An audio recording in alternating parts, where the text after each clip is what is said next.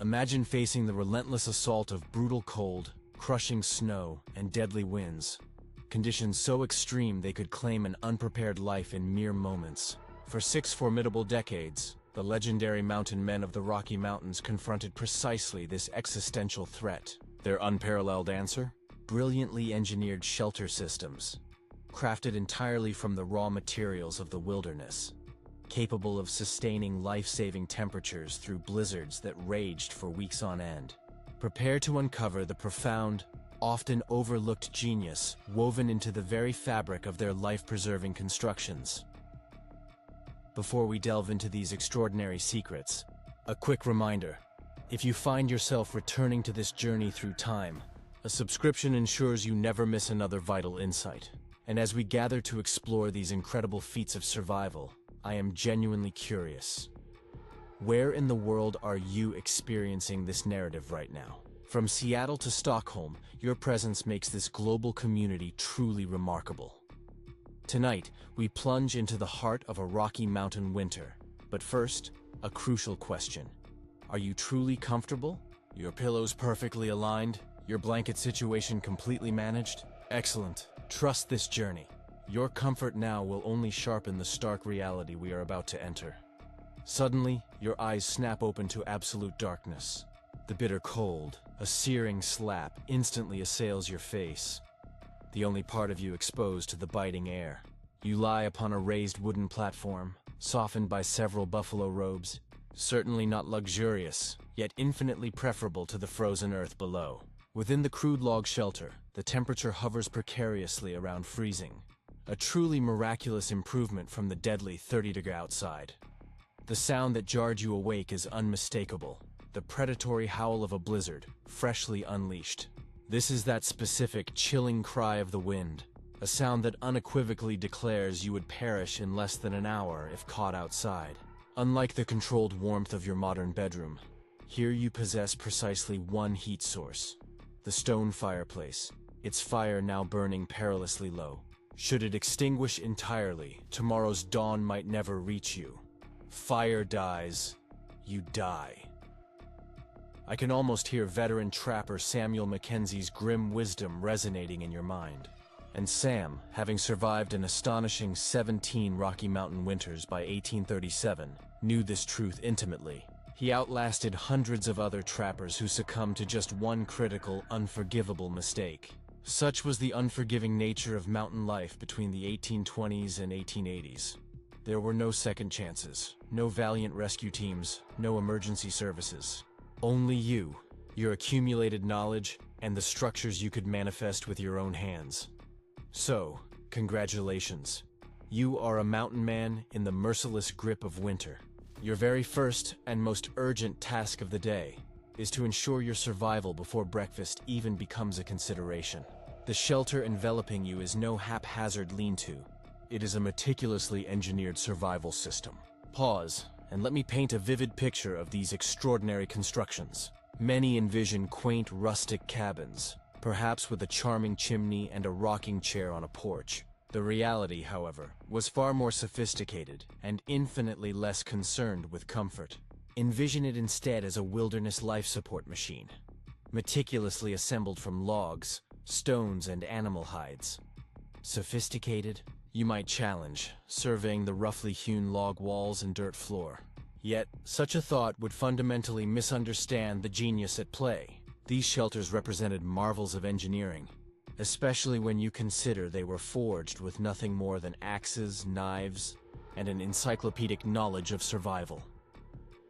The fire within that stone fireplace is not merely for comfort, it is your very lifeline. Without its constant, flickering embrace, the interior temperature would swiftly plummet to match the Arctic nightmare raging outside. You push aside the buffalo robes, swinging your legs over the edge of the sleeping platform, your feet instinctively finding the rough leather moccasins perfectly positioned for this precise moment. Even those few fleeting seconds your bare feet might spend on the frigid dirt floor would be excruciating. The intense cold intensifies the ache in your shoulder, an old injury from a Blackfoot arrow. Never quite healed, it serves as your personal weather barometer. When it throbs with such intensity, It forecasts a truly devastating storm. You make your way to the fireplace, carefully adding a small log from the precisely stacked woodpile beside it. Not too large lest it smother the precious coals. Not too small lest it burn out prematurely. This delicate act is a science, and an error means certain death. But let us rewind for a moment.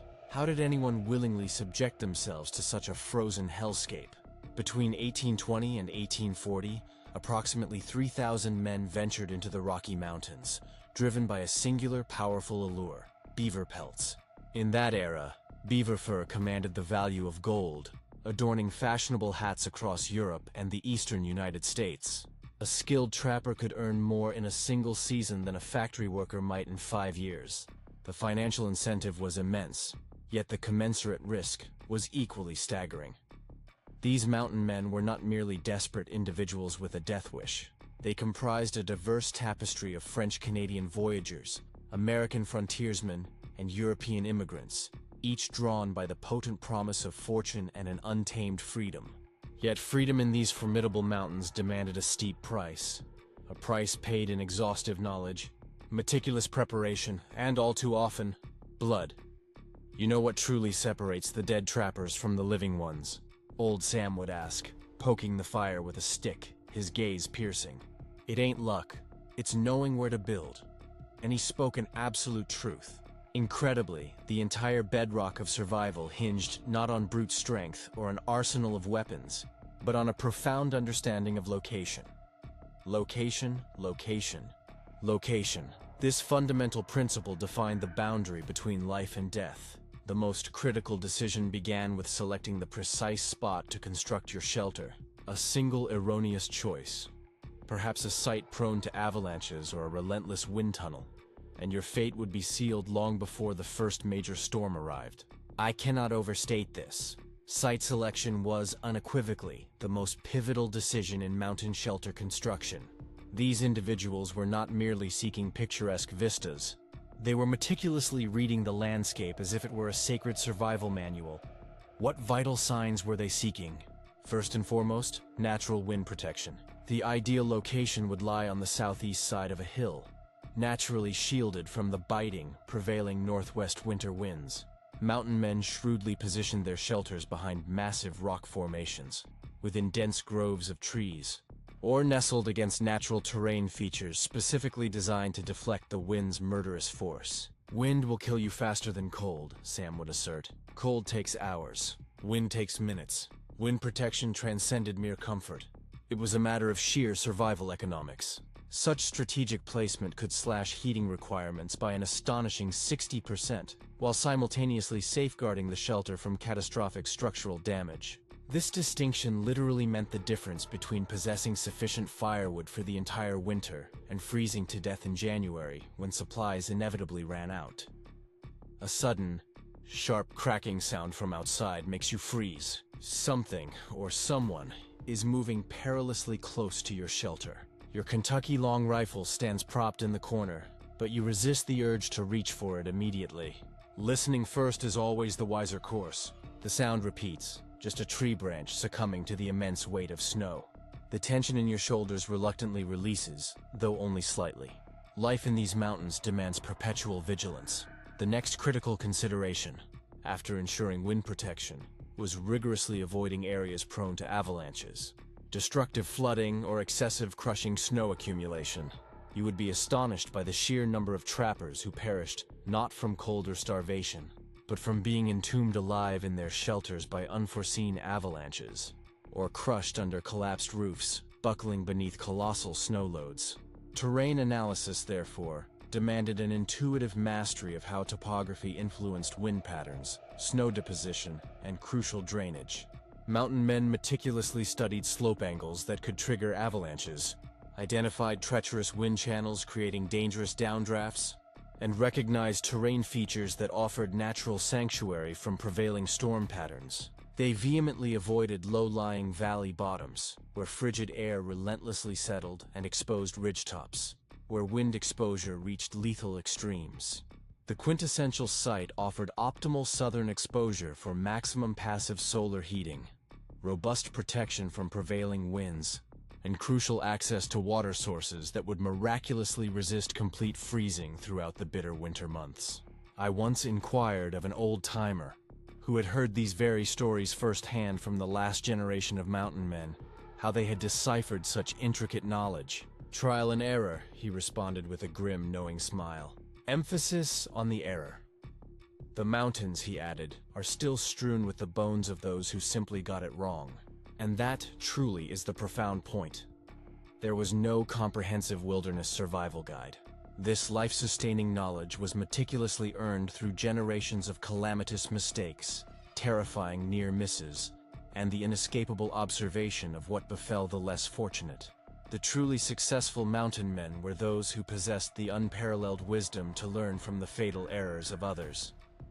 You carefully add another small log to the fire, watching with profound satisfaction as the flames eagerly catch and rapidly grow. The dancing light illuminates the shelter's interior, casting long, shifting shadows upon the rugged walls. Outside, the wind screams past, occasionally finding a minute gap in the chinking, sending a knife-sharp draft slicing through the painstakingly warmed air. Drainage and foundation preparation constituted the next priorities. Mountain men strategically selected sites boasting natural drainage and rigorously cleared all organic matter that could retain damaging moisture. They engineered foundation systems that not only elevated living areas above insidious ground moisture, but also provided stable, unyielding support for the immense weight of log construction. "Get your floor wet in winter," old Sam would caution, his voice grave. "You might as well dig your own grave." Proper drainage was paramount. It prevented treacherous ice formation that could destabilize foundations and eliminated moisture problems that invariably fostered unhealthy living conditions. A wet floor meant soaked clothing, damp bedding, and ultimately, a swift descent into hypothermia. The fire is now catching beautifully, and you can distinctly feel the intense heat beginning its powerful pushback against the encroaching cold. Your fingers, stiff and agonizing moments ago, gradually regain sensation. You flex them carefully, acutely aware that too much heat, applied too rapidly, can be almost as painful as the cold itself. The next critical element involved what amounted to snow load calculations. Yes, actual empirical engineering. Though executed through generations of observational knowledge, they meticulously studied how different construction techniques performed under the most extreme conditions. Mountain men instinctively understood that roofs demanded the capacity to support snow loads of up to a staggering 100 pounds per square foot while maintaining absolute structural integrity during fierce wind events that could create devastatingly uneven loading patterns. They ingeniously designed roof angles that not only promoted efficient snow shedding, but also steadfastly maintained structural strength under maximum loading conditions. Imagine that. No calculators, no structural engineering degrees, merely profound knowledge painstakingly passed down and meticulously refined through acute observation and, all too often, deadly consequences. You hear a voice in your head, a crucial lesson imparted by your mentor years ago when you first arrived in these mountains as an utterly greenhorn. "Build your roof too flat," he warned, "and the snow piles up crushing you. Build it too steep, and the wind tears it off. There's a sweet spot in between, boy, and you'd best find it before the first storm hits." These fundamental structural engineering principles were applied using traditional knowledge, rigorously tested through generations of mountain survival. Mountain men didn't label it engineering, but that is precisely what it was. A masterful application of scientific principles honed by necessity. Log selection was equally critical, focusing on species that offered maximum strength-to-weight ratios, proper seasoning that prevented damaging cracking and settling, and construction techniques that forged interlocking joints capable of steadfastly withstanding extreme temperature cycling and immense structural loads. They favored lodgepole pine and Douglas fir for their inherent strength characteristics and remarkable resistance to temperature-related movement. Not just any tree would suffice. Fresh, green wood would shrink as it dried, creating perilous gaps in the walls. Wood that was too dry, conversely, might become brittle and crack. Each log was selected with an unwavering, singular purpose. You know what most new fellows get wrong? Sam once asked you, his eyes twinkling, never waiting for an answer. They think any old log will do. But choosing the wrong wood is like choosing the wrong horse. It'll let you down when you need it most. Now consider the foundation systems. Mountain men constructed foundations using ingenious combinations of stone and timber, creating stable, impeccably drained bases for their log structures. They elevated living areas far above the snow level, meticulously engineered thermal breaks that prevented insidious ground heat loss, and fashioned stable platforms capable of supporting heavy log walls without settling or shifting through the brutal freeze-thaw cycles. Stone foundations were precisely fitted without mortar, a testament to their foresight, allowing for crucial thermal movement while preserving absolute structural stability. This was utterly vital, for the extreme temperature variations in these mountains would cause rigid, unyielding structures to crack and catastrophically fail. This particular detail always fascinates me. These early pioneers grasped the concept of thermal expansion and contraction centuries before many formal engineers incorporated it into modern building codes. They knew, intuitively, that a structure incapable of flexing with temperature changes would, inevitably, tear itself apart. The blizzard outside intensifies, the wind howling now like a ravenous pack of wolves. You are profoundly grateful for the solid walls enveloping you, for the generations of knowledge that dictated the selection of each log, each stone. Your very life depends on decisions meticulously made months ago when the weather was fair and winter seemed a distant, abstract threat. Material procurement and preparation demanded an intimate understanding of which local materials offered the optimal construction properties for extreme weather applications. Mountain men selected trees during specific seasons when sap content was lowest, seasoned logs using natural drying techniques that prevented cracking, and prepared construction materials with hand tools that created precise joints and connections. In essence, there was a right time of year to fell trees, a right method to dry them, and a right way to shape them. An error in any of these crucial steps could lead to your shelter's catastrophic failure midwinter. You settle back onto your sleeping platform, pulling the comforting buffalo robes tightly around you. The fire now crackles pleasantly, casting a warm, inviting glow throughout the shelter. Outside, the blizzard rages unabated, yet within these walls you are safe for now. As you drift back towards sleep, your mind contemplates the sheer depth of knowledge and laborious work invested in this shelter, the careful site selection, the precise engineering, the materials chosen for their specific, critical properties. None of it was arbitrary. Every single detail was utterly essential. And tomorrow, you realize, you will need to diligently check the roof for excessive snow load, inspect the chinking between the logs for any new vulnerabilities, and tirelessly gather more firewood. Because winter in these mountains grants no quarter for carelessness or complacency. This is merely the beginning of comprehending how mountain men triumphed over Earth's deadliest winters. Their mastery of thermal engineering, sophisticated heating systems, and meticulous heat retention was arguably as advanced as their structural engineering, perhaps even more so. The fire pops, sending a defiant spark dancing across the dirt floor. It quickly extinguishes, but not before delivering a stark reminder of the central truth of mountain life. Fire means life, and in these mountains, life is never, ever guaranteed. You wake again several hours later, not to the cacophony of the howling wind, but to the bone-deep cold that unequivocally declares the fire has dwindled to mere embers. The darkness is absolute, that unique, suffocating pitch black found only in remote wildernesses, hundreds of miles from electric lights. Your breath hangs visibly in the frigid air. The buffalo robes have protected you from freezing solid, but only just barely. The storm outside has not relented. If anything, it has intensified. You hear the wind's low, predatory moan as it relentlessly probes for any minuscule crack in your shelter's defenses. Fire dies, you die. Old Sam's words echo with renewed urgency in your head. It is time to move with absolute speed and precision. You swing your legs over the edge of the sleeping platform, your feet instinctively finding those fur-lined moccasins you so strategically placed before sleep. The floor is cold enough to wick the precious heat from your body through your feet in a matter of minutes. The fireplace, alas, is reduced to a bed of faintly glowing coals.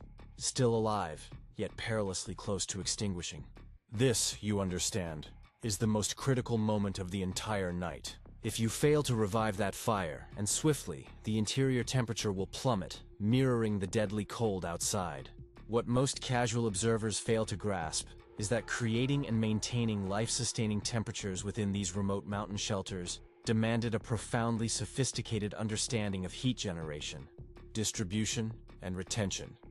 Utilizing only natural materials and primitive heating systems, there were no thermostat dials to adjust, no backup generators to engage, just your inherent knowledge and whatever you could meticulously construct with your hands. Thomas Whitaker, a mountain man who defied the brutal winter of 1832, once articulated it thus: "Out there, your fireplace ain't just for comfort. It's the beating heart of your shelter. Build it wrong, and you'll freeze with a roaring fire burning." You kneel by the fireplace, discerning the faint heat emanating from the dying coals. The design of this fireplace, you recognize, is anything but random. It is the distilled wisdom of generations of trial and error, where every single error carried the ultimate penalty of death. Fireplace construction formed the indisputable core of mountain shelter heating systems. Yet, these were not the decorative, smoke-belching hearths one might find in a modern cabin. Mountain men meticulously crafted fireplaces from local stone, each piece carefully chosen for its inherent ability to endure extreme temperature cycling without fracturing. You seize several small pieces of kindling from the precisely stacked pile beside the fireplace. These are not mere random twigs. They are specifically prepared and rigorously sorted by size, engineered to create the perfect progressive transition from a fragile spark to a vibrant flame. You arrange them with painstaking care over the coals, deliberately creating tiny air spaces between each piece, knowing that air is the breath of fire. Proper fireplace design encompassed combustion chambers meticulously sized for optimal efficient burning, chimney systems expertly crafted to generate the ideal draft while preventing precious heat loss, and ingenious thermal mass systems designed to store immense heat during active burning, releasing it slowly and consistently over extended periods. The trick ain't just making fire. Old Sam once admonished a greenhorn struggling to stay warm despite consuming firewood at an alarming rate. The trick is making the fire work for you. Most fools just make smoke and warm the sky. You blow gently on the embers, coaxing them back to life. A small, tentative flame flickers, dancing along the edge of a piece of kindling. You nurture it with unwavering attention, gradually adding larger pieces as the fire grows stronger, more confident. Chimney design and construction demanded an unparalleled understanding of draft principles, critical heat retention, and absolute structural stability under extreme temperature conditions. Mountain men constructed chimneys using stone masonry robust enough to withstand relentless thermal cycling, created precise draft angles that ensured flawlessly efficient combustion, and ingeniously incorporated heat exchange systems that captured vital waste heat before it escaped through the chimney. Wait, did you truly catch that? Heat exchange systems! Indeed, these primitive mountain men were constructing sophisticated heat exchangers within their chimneys, routing the smoke through chambers of stone or clay before its final exit. They were, in essence, extracting the absolute maximum heat from every precious, hard-won piece of firewood. See how this chimney narrows here, then widens there? Sam would patiently explain, pointing to the carefully shaped structure. That ain't random. That's so the heat can't escape too fast. Makes your wood last twice as long. They understood that masterful chimney design could elevate heating efficiency by an astonishing 40% while simultaneously preventing dangerous backdrafts and the deadly accumulation of carbon monoxide. Get it wrong, and you faced a stark choice. Freeze to death or suffocate in your sleep. The fire is now catching properly, growing stronger with each passing moment. You add a few more pieces of wood, slightly larger this time.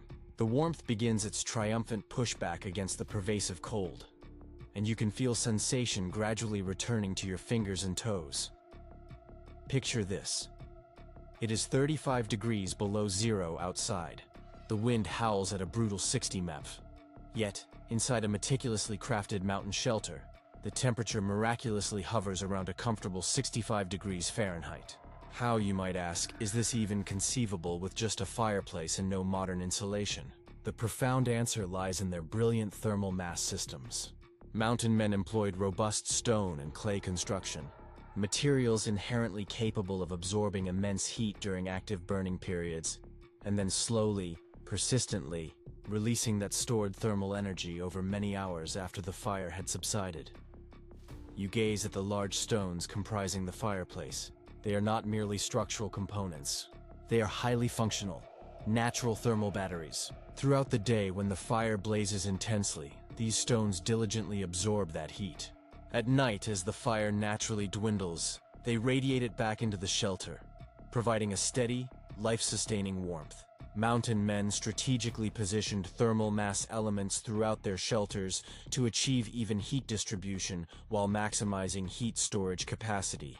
Utilizing only materials readily available in the rugged wilderness, they intuitively calculated thermal mass requirements based on shelter size, insulation levels, and the anticipated heating loads during extreme weather conditions.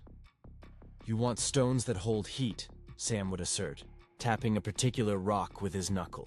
"Not all rocks are the same. Some hold heat like a miser holds gold. Others let it slip away like water through fingers." And he was absolutely correct. Different types of stone possess distinct thermal mass properties. Soapstone, for instance, boasts exceptional heat retention. Granite is decent. Sandstone, conversely, is far less effective. Mountain men intuitively understood which stones would best serve as these vital heat batteries, long before the science of thermal conductivity was formally understood. The fire is now roaring, filling the shelter with blessed warmth and golden dancing light. Your breath becomes less and less visible as the temperature steadily rises. The biting chill emphatically retreats from your very bones. But what about heat distribution?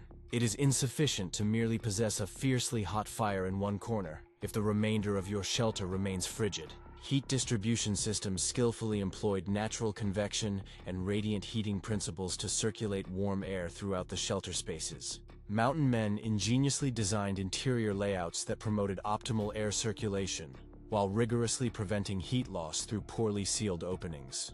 Strategic placement of thermal mass and heating elements created self-sustaining convection currents that meticulously distributed heat evenly throughout the living spaces. You observe how the sleeping platform is precisely positioned, elevated above the floor, yet not excessively close to the ceiling. This placement is intentional, a testament to their understanding of physics. Warm air naturally rises. The highest point in the shelter would be the warmest. Too high, and you would sweat profusely in your sleep. Too low, and you would freeze. The platform is positioned at precisely the right height to maintain a comfortably warm sleeping temperature. 3 feet off the ground, Sam would dictate. Any higher, and you'll bake like bread. Any lower, and you'll freeze like meat. They grasped that impeccable heat distribution could eradicate cold spots and slash overall fuel consumption by an impressive 30%. Every single piece of firewood conserved meant one more day of invaluable survival when raging storms rendered gathering more an impossibility.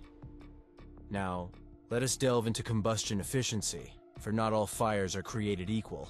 Mountain men maximize this critical factor through meticulous fuel selection, astute fire management techniques, and innovative combustion chamber design that extracted the absolute maximum heat from available fuel, while minimizing wasteful smoke production and heat loss.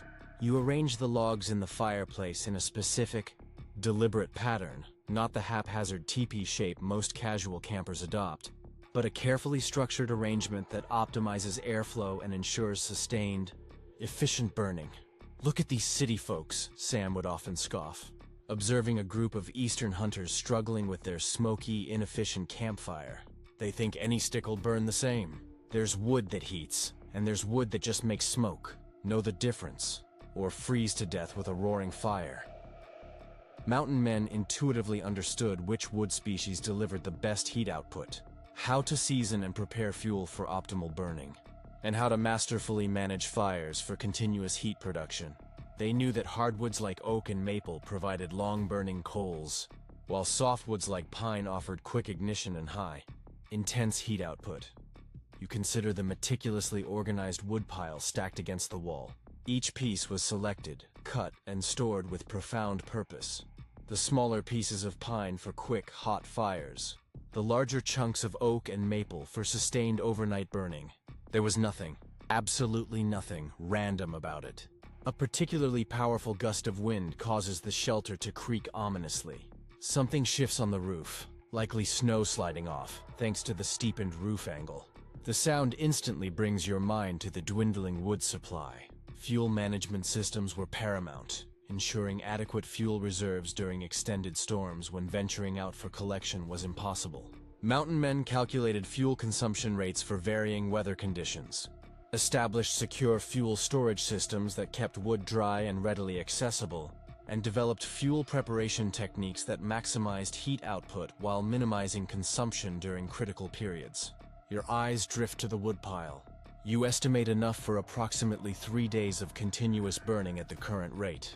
Should the storm persist longer than that, you will face the perilous necessity of venturing out, no matter how dangerous, to gather more.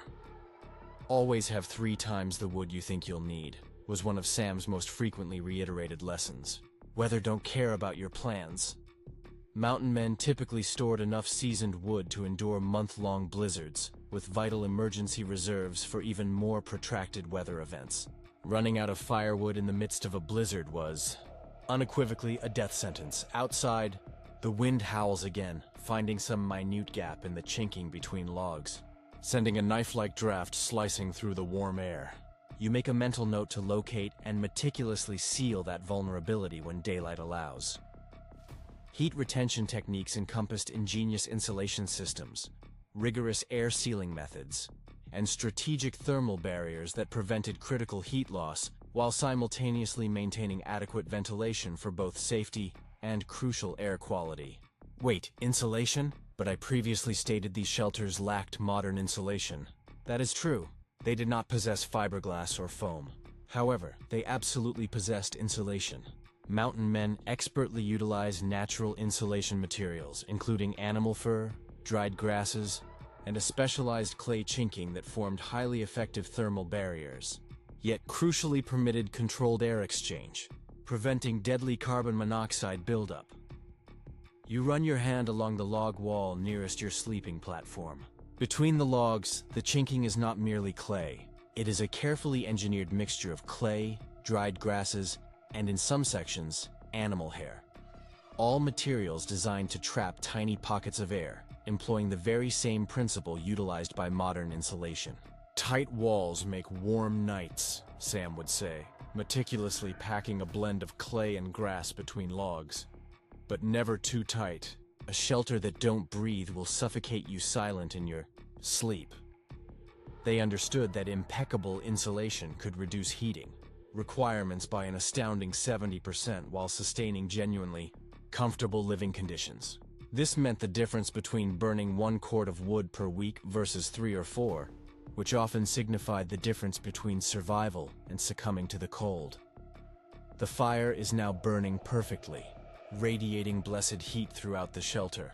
You sit on the edge of the sleeping platform, mesmerized by the dancing flames.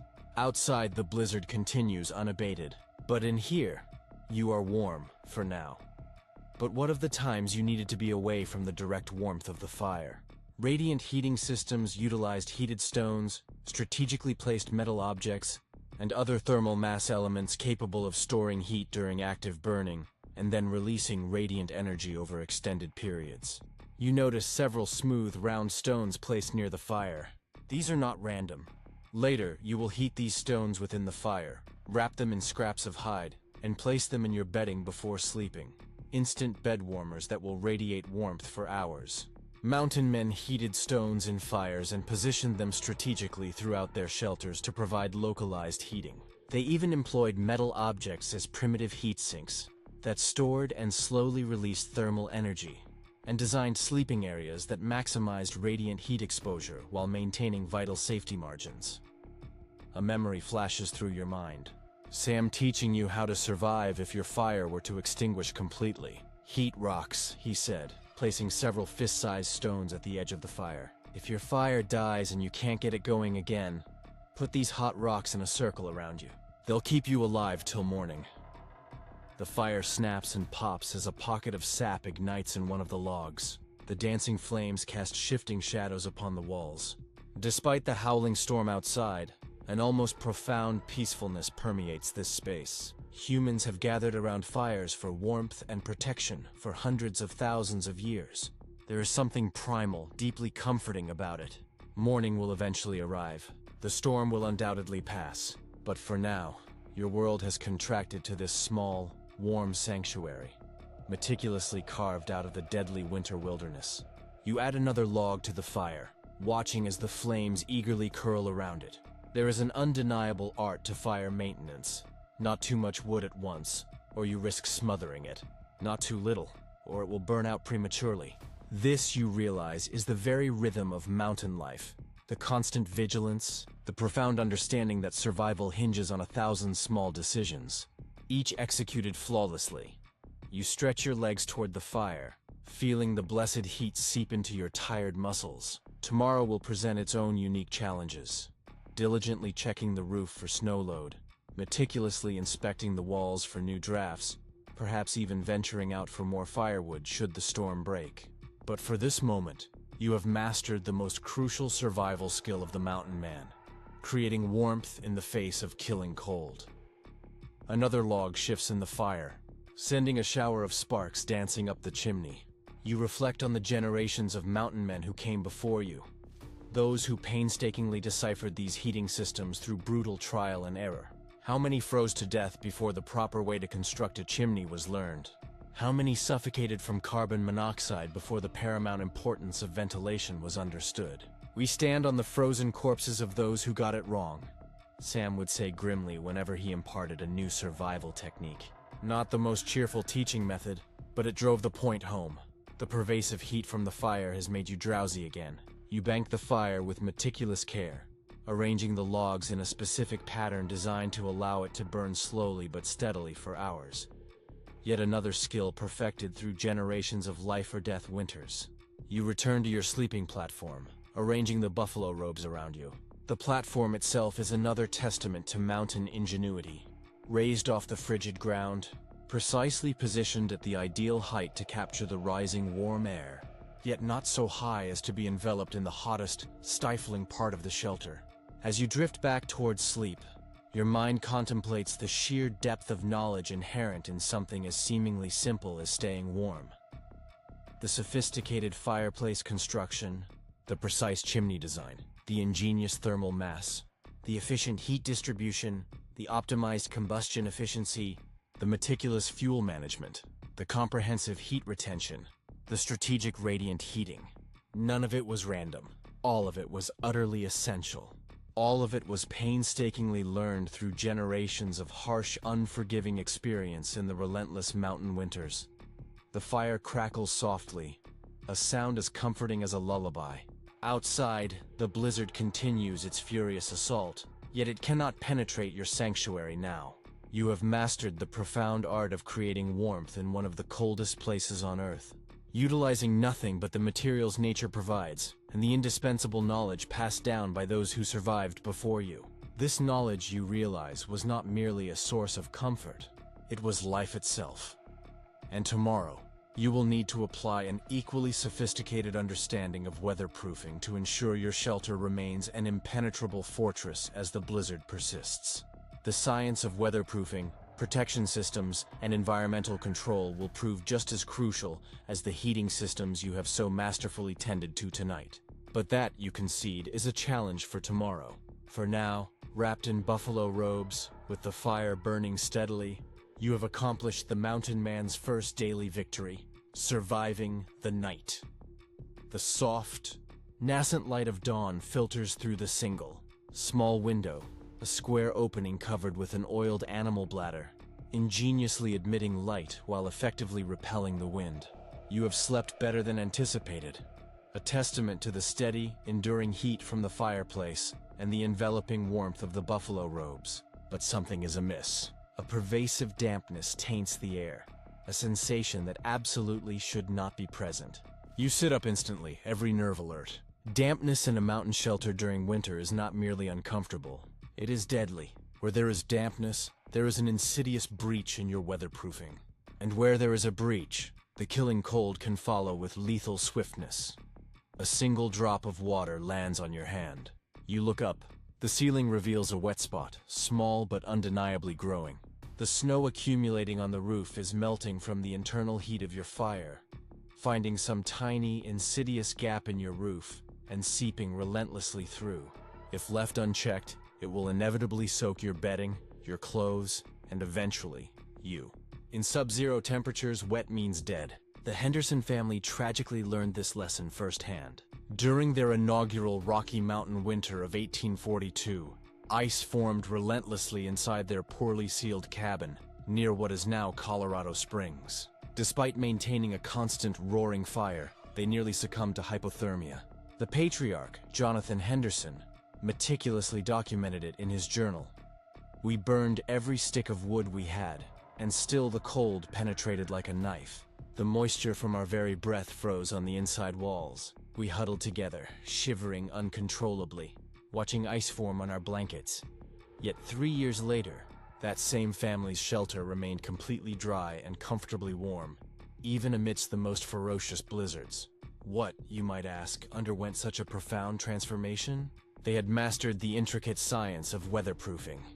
You swing your legs over the edge of the sleeping platform and quickly pull a buckskin shirt over your head. The fire requires immediate tending, survival priority number 1. But that leak, you realize, demands swift rectification before it escalates into a catastrophic problem. Creating weatherproof barriers capable of absolutely excluding wind, moisture, and penetrating cold, while simultaneously preserving structural integrity, demanded a sophisticated understanding of material science and environmental protection systems. This, you recognize, was not merely about comfort. It was about the very essence of survival. You stoke the fire, adding more wood. The flames eagerly rise, bravely pushing back the morning chill. Now, for that treacherous leak, you retrieve a small wooden ladder leaning against one wall, and meticulously position it directly under the damp spot. Climbing up, you pinpoint the problem. A small section of the roof covering has worked loose, allowing melting snow to insidiously seep through wall. Construction and chinking systems formed impenetrable weatherproof barriers that rigorously excluded wind and moisture while adamantly maintaining structural strength. Mountain men employed log construction techniques that forged tight-fitting joints, developed chinking materials that meticulously sealed gaps without compromising crucial structural flexibility, and applied weatherproofing treatments that protected the wood from moisture damage, while ingeniously maintaining breathability to prevent condensation problems. "You know what kills most greenhorns their first winter?" Sam once queried. "Not cold, not Indians, not even wolves. It's the gaps between their logs. Tiny little spaces they never noticed in summer that turn into deadly wind tunnels come January." You reach up and touch the wet spot. The water is frigid against your fingers. Outside, the blizzard has calmed somewhat, but snow continues to fall heavily. The temperature, perhaps around 10 degrees below zero, is warm by Rocky Mountain winter standards. Looking at the roof construction from inside, you can profoundly appreciate the meticulous care that went into it. Split logs overlapping like shingles, with moss and clay packed between them for insulation and waterproofing. Normally, it would shed water and snow impeccably, but something has shifted. Log preparation and fitting techniques created tight, impervious joints that minimized air infiltration and critical heat loss. Mountain men selected logs with consistent diameters, meticulously shaped joining surfaces using hand tools to create precise fits, and employed traditional joinery methods that forged interlocking connections capable of steadfastly withstanding structural movement during relentless temperature cycling. You vividly recall helping construct this very shelter last summer. The extraordinary care taken in selecting each log, stripping the bark, shaping the joints. Nothing, you reaffirm, was arbitrary. "See how these logs fit together?" Sam demonstrated, patiently showing you how to notch the ends. "That ain't just for looks. Each log sits tight against the one below it. Less gaps means less chinking. Less chinking means fewer leaks." He was absolutely correct. Proper log fitting could slash air infiltration by an astounding 80% while maintaining absolute structural integrity under extreme loading conditions. Every single percent mattered when the temperature plunged to 40 below. You climb down the ladder and move it to one side. You will undoubtedly need to venture outside to fix the roof properly, but first you must procure the correct materials. From a corner of the shelter, you gather some pre-made chinking, a meticulous mixture of clay, dried grass, and animal hair that has been soaking in a wooden bucket to maintain its pliable consistency.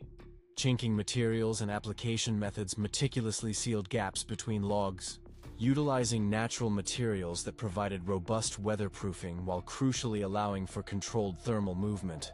Mountain men employed clay-based chinking compounds, expertly mixed with organic fibers to create flexible, resilient seals, applied chinking in multiple layers to provide redundant weatherproofing, and diligently maintained chinking systems through regular inspection and repair, ensuring their continued life-saving effectiveness.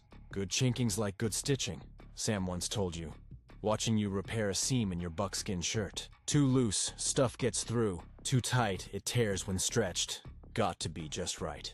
They knew that proper chinking was utterly essential for maintaining interior temperatures and preventing insidious moisture infiltration. A well-chinked wall could mean the definitive difference between a comfortable winter and a fatal one. You pull on your heaviest coat, wrap a thick woolen scarf around your face, and don thick mittens. Venturing outside in a blizzard, even for a brief moment, demands impeccable protection. You grab a sturdy wooden shovel and a small bag of repair materials. Taking a deep, fortifying breath, you open the door. A thick wooden slab hung on leather hinges. Instantly, a violent blast of frigid air rushes in, accompanied by a dizzying swirl of snow. You step outside swiftly, pulling the door shut behind you. The cold is a shocking physical force that seems to knock the very breath from your lungs. Even through your multiple layers, you can feel it, relentlessly searching for any gap, any weakness. This, you recognize, is the cold that kills, that freezes exposed flesh solid in a matter of minutes. Snow has drifted nearly to the roof on the windward side of your shelter, creating a natural, highly effective insulation barrier. On the leeward side, where you must execute your repairs, the snow is only about 3 feet deep. You wade through it, circling to the back of the shelter. Roof systems were ingeniously designed to shed snow and water, while simultaneously providing adequate insulation and structural strength to withstand extreme loading conditions. Mountain men constructed roofs using steep angles that promoted efficient snow shedding, incorporated waterproof barriers that prevented moisture infiltration, and designed insulation systems that prevented precious heat loss while rigorously avoiding ice dam formation that could cause catastrophic structural damage. Looking up, you can now clearly see the problem. A small section of the roof covering has been lifted by the relentless wind, creating a perilous gap where melting snow can seep through. It is not yet a major breach, but left unattended, it could rapidly escalate. You use the shovel to meticulously clear snow from the base of the shelter, creating a stable platform for your ladder. Then you climb up, your fingers already stiffening in the bitter cold despite the mittens. Roof construction techniques employed overlapping materials that created multiple, redundant waterproof barriers while maintaining absolute structural strength under immense snow loading. Mountain men utilize split shingles, bark sheets, and hide coverings to create sophisticated layered waterproofing systems, incorporated proper drainage that prevented destructive water accumulation, and designed roof structures capable of supporting maximum expected snow loads while preserving impeccable weatherproof integrity. The repair is straightforward, yet it must be executed with absolute swiftness before the cold becomes dangerously incapacitating. You press the loose section back into place, then apply fresh chinking meticulously around the edges to seal it. The clay mixture is already beginning to stiffen in the frigid air, but you work rapidly, your hands moving with practiced, efficient dexterity. 3 minutes, Sam's voice echoes in your head. That's how long you got to work barehanded in this cold before your fingers stop working. Count it out, plan your moves. Get back inside before your hands become useless clubs. You are working with mittens, which offers some protection, but the cold is still relentlessly penetrating. You complete the repair, gather your materials, and hurry back inside. Your face stings from even those few minutes of exposure. Back in the shelter, the warmth envelops you like a tender embrace. You hang your snow-covered coat near the fire to dry and warm your hands, carefully avoiding placing them too close to the intense flames. The rapid temperature change from extreme cold to intense heat can be almost as painful as the cold itself. You check the ceiling. The wet spot has ceased growing, confirming your repair is holding fast. Given a day or two, the dampness will completely evaporate, thanks to the persistent heat from the fire. This small incident underscores the unceasing vigilance demanded by mountain survival. Even a minute breach in weatherproofing could spiral into a life-threatening catastrophe within hours. Moisture management systems were paramount, preventing condensation, treacherous ice formation, and debilitating humidity problems that could foster dangerous living conditions and critically compromise structural integrity. Mountain men understood that moisture control demanded a delicate balance between ventilation needs and heat retention requirements, while rigorously preventing condensation that could freeze and create perilous ice accumulation inside living spaces. Wet kills you 3 ways, Sam explained during your first winter. It steals your body heat, it ruins your gear, and it rots your shelter from the inside out. He was not exaggerating. A wet shelter could quickly become uninhabitable in winter, leaving you utterly exposed to the elements. Death would swiftly follow. You move around the interior of your shelter, diligently checking for other signs of moisture or insidious drafts. Near one corner, you detect a slight movement of air, another small gap in the chinking that demands repair. You gather some of the prepared chinking mixture and press it firmly into the gap, smoothing it with your fingers. Ventilation systems provided vital fresh air and prevented deadly carbon monoxide poisoning while rigorously minimizing heat loss during extreme cold conditions. Mountain men designed ventilation systems that created controlled air exchange, prevented dangerous gas accumulation, and maintained crucial air quality without compromising heating efficiency or creating uncomfortable, heat-sapping drafts. A shelter that don't breathe will kill you quiet in your sleep, Sam warned. But too much breathing lets all your heat escape. Got to find the balance. Mountain men utilized adjustable ventilation openings that could be modified based on prevailing weather conditions and internal heating requirements. A small flap near the peak of the roof could be opened or closed to meticulously control airflow and prevent the buildup of deadly carbon monoxide from the fire. You check this ventilation flap now, ensuring it is adjusted perfectly. Open enough to allow smoke and gases to escape, but not so open that it wastes precious heat. Like everything in mountain life, it is a precise, delicate balance. The repair work has ignited a ravenous hunger within you. From a leather pouch hanging on the wall, you take some strips of dried venison, jerky tough enough to make your jaw ache, but packed with the essential protein and fat needed to maintain critical body heat in this climate. As you chew, your thoughts drift to the very door of your shelter. Door and window systems created secure closures that unequivocally excluded weather while providing crucial access and natural lighting when conditions permitted. Mountain men constructed door systems using multiple barriers, sophisticated weather sealing techniques, and emergency closure methods capable of maintaining weatherproof seals even during extreme wind and temperature conditions. Your door is a solid piece of split log, hung on durable leather hinges and secured with a robust wooden latch.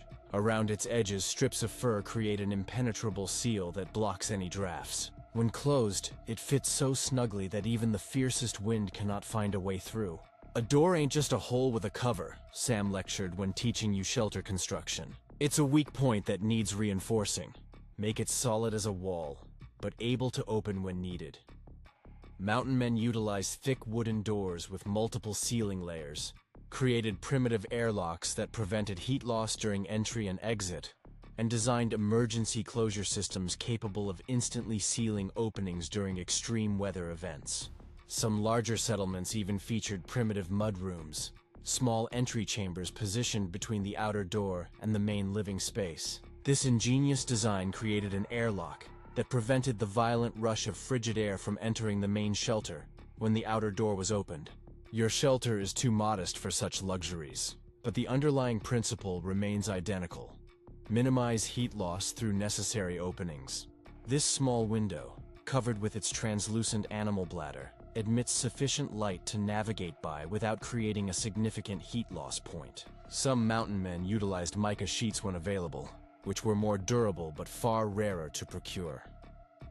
Weatherproofing maintenance encompassed regular inspection, proactive preventive repairs, and meticulous seasonal preparation that ensured the shelter's unwavering effectiveness throughout extended winter periods. Mountain men developed rigorous maintenance schedules that addressed common failure points, perfected repair techniques that could be performed during severe weather, and implemented preventive measures that avoided catastrophic weatherproofing failures during critical survival periods. An hour of maintenance in good weather saves a day of misery in bad, was another of Sam's frequent maxims. The old mountain man, it seemed, had a pithy quote for everything, but each one encapsulated vital, hard-won survival wisdom. You finish your jerky and take a drink of cold water from a wooden cup. The morning routine of inspection and repair is now complete. You can finally focus on other critical tasks. The blizzard continues to rage outside, rendering firewood gathering an impossible option for now. Instead, you will judiciously use this time to maintain your gear, another absolutely critical survival task. From beneath your sleeping platform, you retrieve a pair of snowshoes that desperately need repair. The babiche, the rawhide webbing, has stretched in places and requires meticulous tightening. Without properly functioning snowshoes, traversing through deep snow would be nearly impossible, severely limiting your ability to hunt, trap, or gather firewood once the storm eventually passes. As you diligently work on the snowshoes, the shelter grows progressively warmer with the strengthening fire. You remove your heavy wool shirt, working comfortably in just your buckskin undershirt. Despite the furious storm and sub-zero temperatures outside, the interior of your shelter now maintains a comfortable 65 degrees. A profound testament to the unparalleled effectiveness of the heating and weatherproofing systems working in perfect concert. This comfort, you understand, is not a luxury. It is survival. The invaluable ability to dry clothing, maintain dexterity in your hands, and allow minor injuries to heal all critically depend on creating and sustaining a habitable microclimate within your shelter. The snowshoe repairs demand meticulous work, requiring focused attention and nimble fingers. You heat a bone awl in the fire, using its sharpened point to precisely punch holes in the rawhide for new lacing. The faint, distinctive smell of heating bone mingles with the wood smoke, creating that singular, evocative odor of a mountain man's winter shelter. Outside, the wind's mournful howl has somewhat diminished. The storm, perhaps, is beginning to break. Through the small window, you observe that the snowfall has lightened, though it still falls steadily. You complete the snowshoe repairs and set them aside, allowing the rawhide to dry and tighten properly. Next, you meticulously check your hunting rifle, cleaning it with unwavering precision. In the damp air of the shelter, metal rusts quickly. A malfunctioning rifle could mean certain starvation once your food stores are exhausted. As you work, your thoughts return to the ingenious weatherproofing systems that are, quite literally, keeping you alive. The careful log construction, the meticulously maintained chinking, the strategically designed roof with its precise angle for optimal snow shedding, the solid door with its multiple ceiling layers, the small, covered window that admits light without compromising precious heat, the adjustable ventilation system that prevents deadly carbon monoxide buildup while minimizing heat loss. None of it, you reflect, is random. All of it is utterly essential. All of it is the product of generations of hard-won knowledge, passed down from one mountain man to another, often, tragically, at the cost of many lives. The day passes in a quiet rhythm of maintenance tasks and diligent fireplace tending. By late afternoon, the storm has weakened considerably. Through the window, you can discern patches of clear sky emerging between the lingering clouds. The worst, you conclude, has passed, at least for now. Tomorrow will bring new pressing challenges. Digging out from the fresh snow, meticulously assessing any damage to the exterior of your shelter, and gathering more firewood before the next inevitable storm descends. But for today, your weatherproofing has held. Your shelter has valiantly protected you from conditions that would claim an unprotected human life in mere minutes. As evening approaches, you add more wood to the fire, preparing for the inevitable drop in temperature. The temperature will undoubtedly plummet further after dark, once again testing your shelter's formidable defenses. But you possess an unwavering confidence in the sophisticated systems you have so carefully built and meticulously maintained. You settle back onto your sleeping platform, watching the firelight dance mesmerizingly on the log walls. Outside, the wind has diminished to an occasional mournful moan. The snowfall has ceased. The most brutal phase of the blizzard has passed. But winter in the Rocky Mountains is a long, unforgiving ordeal. This storm, you realize, was merely one of many that will relentlessly test your shelter and your hard-won survival skills before the merciful arrival of spring. The emergency protocols, crisis management strategies, and survival procedures that mountain men developed will serve as your indispensable guide through the challenging months ahead. The fire pops softly, sending a fleeting spark into the air. You close your eyes, listening to the comforting crackle of the flames. Tomorrow will indeed bring new challenges, but for now, your weatherproofing has held. Your heating system functions flawlessly, and you have triumphed in surviving another day in one of Earth's most unforgiving environments. The maintenance of your shelter's weatherproofing was not merely a one-time task. It was an ongoing, relentless process demanding constant vigilance and immediate attention to even the slightest issues. In these mountains, a small problem ignored could swiftly escalate into a fatal catastrophe. You wake to the startling sound of silence.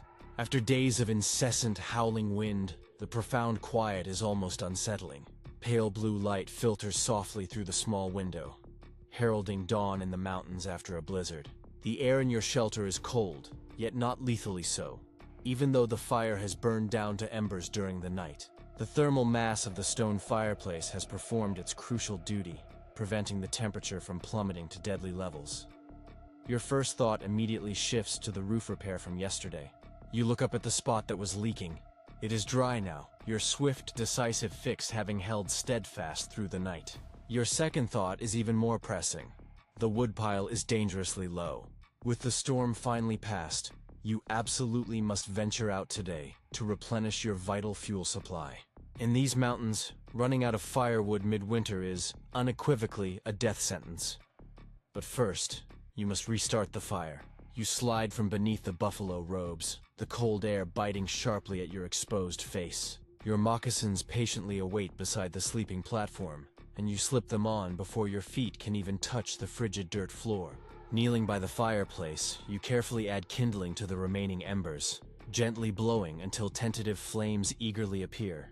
You then add progressively larger pieces of wood until the fire catches properly, roaring to life. Only then do you turn your attention to meticulously preparing for the day ahead.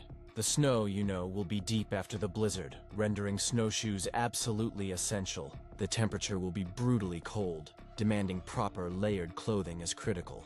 And the ever-present threat of another storm looms, making precise timing crucial. This day-to-day existence demanded unceasing vigilance. But what, you ponder, about when things went catastrophically wrong? What about when primary systems failed, or conditions far exceeded normal survival parameters? Martha Caldwell faced precisely that terrifying scenario during the blizzard of 1856, when their chimney collapsed under an immense snow load, and their primary heating system catastrophically failed. Undeterred, she brilliantly implemented backup heating procedures, emergency ventilation protocols, and survival techniques that sustained her family for 6 harrowing days until the storm finally passed and repairs could be made. Her diary entry from that terrifying week reads, "The crash came at midnight. Stones and snow pouring down where our hearth had been. The cold rushed in like a hungry wolf. I gathered the children in the corner furthest from the breach, piling every buffalo robe and blanket upon them. Then I remembered Jacob's lessons about the emergency heating." Jacob, her husband, had learned these invaluable emergency protocols from veteran mountain men. Those protocols, truly, saved his family's lives while he was away hunting. You pull on layers of clothing, buckskin leggings, a heavy wool shirt, a fur-lined coat. You wrap a thick wool scarf meticulously around your face, leaving only your eyes exposed. Thick mittens protect your hands. Properly dressed, you can survive even 40 below temperatures for the time it takes to gather wood. Before heading out, you conscientiously check your emergency supplies, items set aside specifically for when things go catastrophically. Wrong. Emergency heating systems provided crucial backup warmth when primary heating systems failed due to fuel shortages, equipment malfunction, or structural damage that eliminated normal heating capabilities. Mountain men developed ingenious emergency heating techniques, utilizing body heat conservation, identifying emergency fuel sources, and employing alternative heating methods capable of maintaining life-sustaining temperatures during catastrophic heating system failures. A small metal container holds your fire-starting kit: flint, steel, charcloth, and tinder, all meticulously kept dry and ready for immediate use. A separate cache contains emergency rations: pemmican, jerky, and dried berries that require no cooking. These could sustain you for days if your main food supply were to become compromised. Sam once recounted his harrowing experience of surviving when his cabin roof collapsed under a record snowfall. "Thought I was done for," he recalled, his eyes distant with the memory. Fireplace buried under snow and timber. Temperature dropping fast enough to watch your breath freeze. That's when I remembered what old Bill Williams taught me about body heat shelters. Body heat conservation techniques utilized meticulously designed clothing systems, strategic bedding arrangements, and shelter modifications that maximized human heat retention during heating system failures. Mountain men employed layered clothing systems that trapped warm air, while crucially allowing moisture transfer. Shared sleeping arrangements that combined body heat for maximum warming effect, and shelter modifications that concentrated heat in smaller areas when primary heating was unavailable. "Cleared the smallest corner I could," Sam continued. "Used the fallen timbers to make a tiny shelter within the shelter. Hung blankets to make the space smaller still. Pulled on every stitch of clothing I owned. Then I just sat there, huddled in that little cocoon, waiting out the storm. Body puts out heat. Small space keeps it close. Survived 3 days like that until I could dig out and make repairs." The old mountain man's experience serves as a textbook example of body heat conservation in an emergency. He profoundly understood that proper body heat conservation could sustain life for extended periods when other heating sources were utterly unavailable. You open the door and step outside. The cold hits like a physical blow, instantly numbing any exposed skin. The snow has drifted nearly to the roof in places, transformed by the wind into sculptural, otherworldly shapes. The sky above is clear and painfully blue, the sun glittering off the pristine snow with blinding intensity. First, you must clear a path from your door. You grab the wooden snow shovel hanging beside the entrance and begin to dig. The snow is deep but powdery, making the work less strenuous than it could be. Still, in this frigid cold, any exertion makes you sweat, a dangerous situation. You pace yourself, taking frequent breaks to prevent dangerous overheating. With a path cleared, you strap on your freshly repaired snowshoes and head toward a stand of trees about 100 yards from your shelter. These will provide the firewood you so desperately need, but you must select carefully. Dead standing timber is unequivocally best, already seasoned, but not yet rotted. Green wood burns poorly and produces excessive smoke. Wood that has been on the ground too long absorbs damaging moisture and becomes notoriously difficult to light. Emergency fuel procurement and preparation. Techniques provided vital alternative fuel sources when primary fuel supplies were exhausted or inaccessible due to severe weather conditions. Mountain men possessed an innate knowledge of how to locate and prepare emergency fuel sources, including deadfall wood, bark, and various organic materials that could provide crucial heat during fuel shortages. As you gather fallen branches and cut smaller dead trees with your axe, you recall another of Sam's stories. A time when he was trapped by an avalanche that buried his entire woodpile. "Had to get creative," he chuckled. "Started burning everything wooden that wasn't structural. Tool handles, spare snowshoe frames, even boiled pine cones for the little heat they gave off. Survived by thinking beyond regular. Firewood. Mountain men developed fuel preparation. Techniques that could be performed inside shelters during severe weather and understood which materials provided the best heat output under dire emergency conditions. When standard fuel wasn't available, they improvised with whatever would burn, demonstrating unparalleled resourcefulness. You've gathered a good armload of wood, enough for a day or two. You will need to make several more trips, but it is prudent not to overexert yourself in this cold. Better several smaller, manageable trips than one exhausting one that leaves you sweating and terrifyingly vulnerable to rapid heat loss. As you turn back toward your shelter, you notice something that makes you pause, every instinct sharpened. Fresh tracks in the snow, about 50 yards to your right. Wolf tracks, and big ones. A chilling reminder that the cold is not the only danger in these formidable mountains. You hurry back to your shelter, unload the wood and make 2 more gathering trips before deciding you have amassed enough to last several days. The wolf tracks weigh heavily on your mind. A hungry wolf pack in winter can be bold enough to attack a lone human. Back inside, with the door securely latched, you add wood to the fire and warm your hands. The shelter has cooled during your absence, but quickly warms again as the fire builds. You remove your outer layers, hanging them near the fire to dry any sweat that accumulated during your work. The wood gathering expedition, while successful, underscored the constant vigilance required. Your thoughts now turn to other potential emergencies.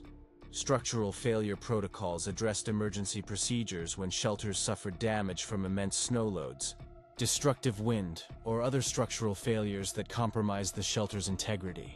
Mountain men developed emergency repair techniques, temporary reinforcement methods, and crucial backup shelter options capable of providing protection when primary shelters became uninhabitable.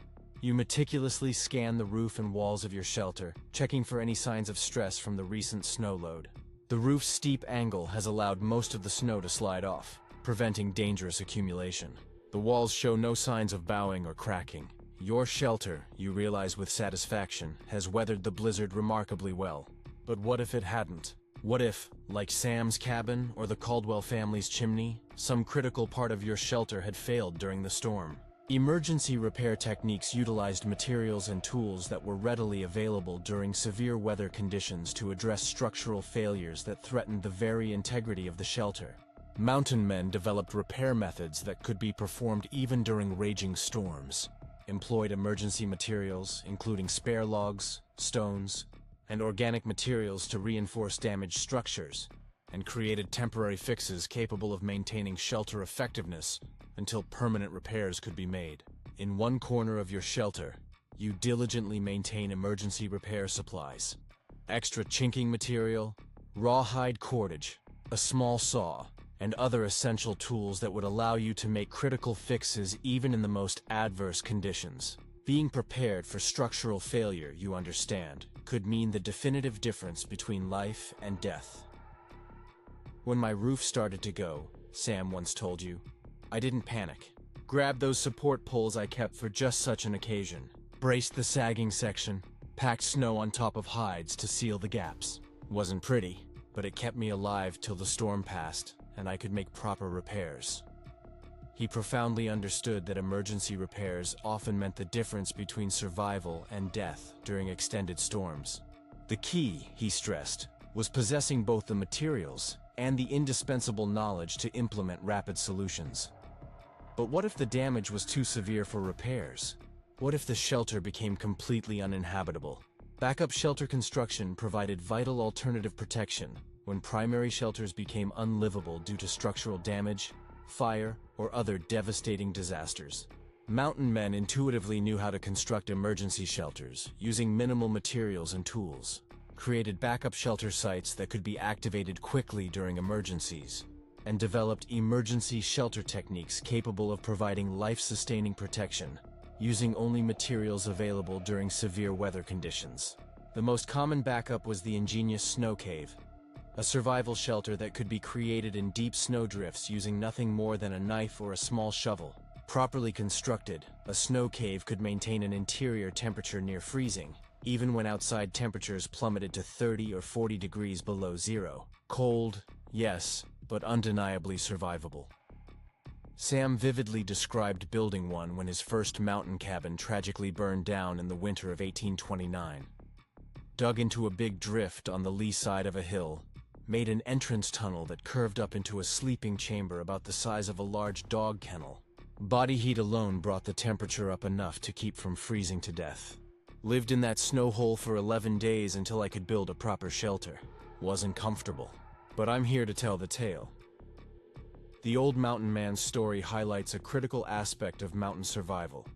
Always having a backup plan. Primary shelters might fail. Primary heating systems might become compromised. In those desperate situations, possessing the knowledge to quickly implement alternatives often meant the definitive difference between life and death. You stoke the fire again, adding a larger log that will burn for hours. The interior of your shelter is warm now, almost comfortable, but your mind remains relentlessly focused on emergency preparations. Emergency ventilation procedures prevented deadly carbon monoxide poisoning and maintained crucial air quality when normal ventilation systems became blocked or compromised during severe weather events. Mountain men profoundly understood emergency ventilation techniques capable of providing fresh air without compromising precious heat retention while simultaneously preventing dangerous gas accumulation that could kill sleeping occupants. Carbon monoxide, was a silent killer in winter shelters, an odorless, colorless gas produced by fires in enclosed spaces. This insidious gas could build to lethal levels if proper ventilation wasn't rigorously maintained. Many inexperienced mountain travelers tragically died in their sleep, poisoned by their own heating fires when snow blocked chimney outlets or ventilation gaps. Sam lost a friend that way in the winter of 1832. Found Jim still in his bedroll, he recounted, looking peaceful as if he was sleeping, but the snow had drifted over his roof vent during the night. Fire burned fine, but the smoke had nowhere to go. Never woke up. After that tragedy, Sam became obsessively vigilant about ventilation, always ensuring multiple air paths existed in any shelter he built. "Rather be cold than dead," he'd say when meticulously checking ventilation openings during storms. You check your own ventilation system now. The small, adjustable vent near the peak of the roof and the chimney outlet.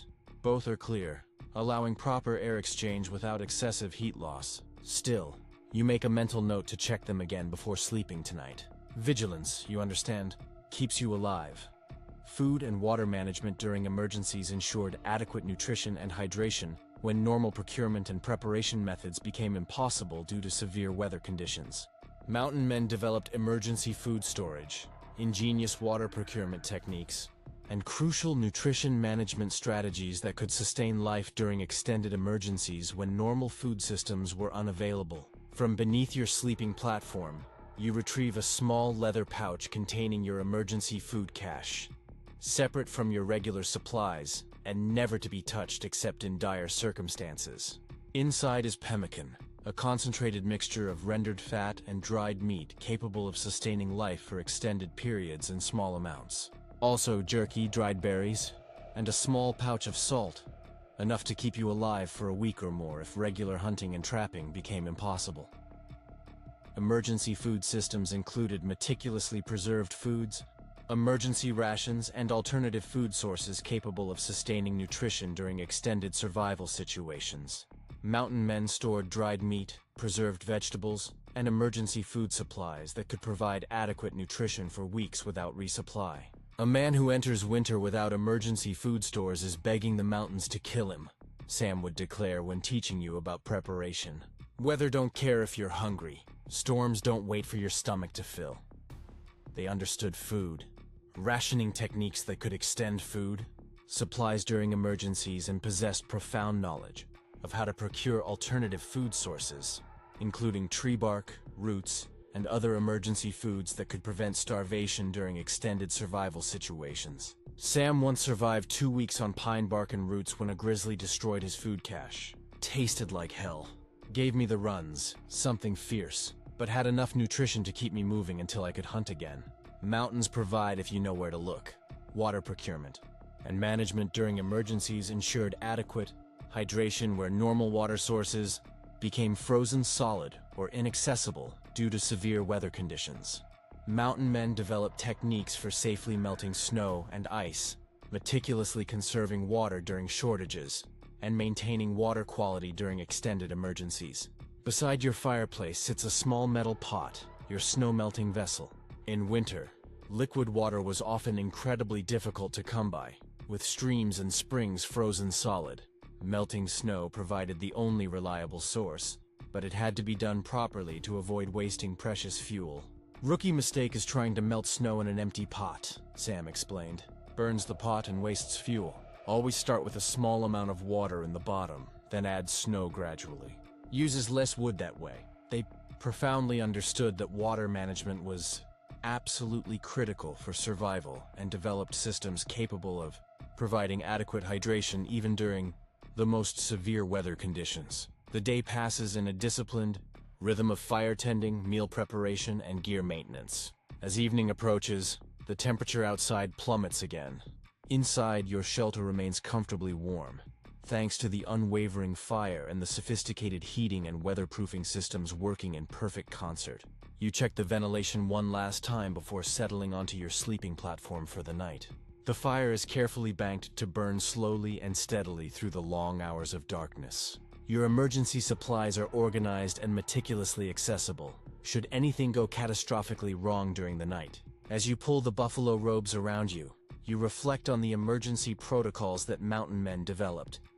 Not out of paranoia, but out of a profound respect for the unforgiving reality of winter in the high country. The heating backup systems, the structural repair techniques, the alternative shelter options, the ventilation safeguards, the meticulous food and water management strategies. None of it was random. All of it was utterly essential. All of it the product of hard-won experience in one of the most hostile environments on Earth. Sleep comes easily in the warm shelter, your body tired from the wood-gathering expedition. Outside, the temperature continues to drop, the stars brittle and bright in the clear mountain sky. But inside, protected by systems refined through generations of mountain men, you rest securely. Tomorrow will bring new challenges, but with the emergency protocols you've learned and the supplies you've prepared, you are ready to face whatever the mountains relentlessly throw at you. This unparalleled resilience, this unwavering readiness for disaster, was the true hallmark of the mountain man's approach to wilderness survival. Your breathing deepens as sleep takes hold. The fire crackles softly in the stone fireplace. For tonight at least, all is well in your small outpost of warmth in the frozen wilderness. Morning comes with brilliant sunshine reflecting off the snow, flooding your shelter with light through the small window. The fire has burned low overnight, but not out, a testament to your careful banking of the coals before sleep. The temperature inside hovers just above freezing, cold enough to see your breath, but not cold enough to be dangerous. You rise and tend to the fire first. As always, the routine of mountain life centers around this essential task, maintaining the heat source that stands between you and death. With fresh wood added and flames crackling, you begin your morning routine. A week has passed since the major blizzard. You have diligently maintained your shelter, gathered sufficient firewood, and meticulously tended to necessary repairs. But mountain life is never truly secure. New challenges emerge constantly, and today brings one you've been subtly anticipating. The profound loneliness is beginning to wear on you. Most people fail to realize that physical survival was only one facet of the mountain man's immense challenge. Psychological survival techniques were equally critical, addressing mental health challenges during extended isolation and extreme stress that could severely compromise decision-making and, ultimately, survival effectiveness. You sit by the fire, sipping a bitter tea made from pine needles, not palatable, but incredibly rich in vitamin C, which prevents scurvy during the long winter months when fresh food is scarce. Through the window, you can see the sheer vastness of the mountain landscape stretching endlessly to the horizon. Beautiful, yes, but also intensely isolating. You haven't seen another human face in nearly 2 months. Sam called it the winter madness. Seen good men crack like thin ice, he told you during your first mountain winter. Mind starts playing tricks, starts talking to themselves, then answering back. Different voice for each. Had a partner once who ended up arguing with himself so fierce he couldn't tend to survival needs. Found him frozen come spring thaw. Surrounded by plenty of firewood he never bothered to burn. Mountain men profoundly understood psychological survival methods that maintained morale, prevented paralyzing panic, and sustained rational decision-making during extended survival situations that rigorously tested mental as well as physical endurance. They developed ingenious mental exercises, structured activity routines, and sophisticated psychological techniques capable of maintaining mental health during months of extreme isolation and relentless stress. You reach for your journal, a handmade book of paper pages bound with rawhide. Writing was one such vital mental exercise. Not all mountain men were literate, but those who were often kept detailed journals, not just for practical record keeping, but as a crucial way to externalize thoughts, maintain a sense of purpose, and create a dialogue where no conversation partners were available. You diligently record the date, prevailing weather conditions, and recent activities. Then you delve into more personal reflections, memories of home, plans for spring, observations about the changing light as winter progresses. The act of writing focuses your mind, preventing the aimless wandering of thoughts that can lead to despair. Keep your hands busy and your mind will follow, Sam advised. Idle hands make for crazy thoughts in the winter isolation, so you faithfully follow his timeless wisdom. After writing, you move on to carving, another common mountain man pastime that served both practical and profound psychological purposes. From a piece of pine, you are meticulously fashioning a new handle for your skinning knife. The work demands intense concentration, keeping your mind fully engaged on the immediate task rather than dwelling on the isolation or the palpable dangers outside. The psychological toll of mountain winters was rarely discussed openly among the men. Showing mental weakness was as taboo as showing physical weakness. But the old-timers, in their wisdom, found ways to impart vital coping strategies to those who would listen. Sam's teachings resonate in your mind as you work. Set daily goals no matter how small. Maintain routines. Talk out loud sometimes, even to yourself, just to hear a human voice. Find beauty in small things. Remember that spring always comes eventually. These were not mere folksy sayings, but sophisticated psychological techniques developed through generations of trial and error in extreme isolation. The mountain men who survived multiple winters were those who mastered not just physical survival, but profound mental resilience.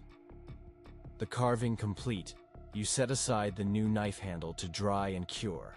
Next, you meticulously check your traps, another daily routine that provides both practical benefits and crucial psychological structure.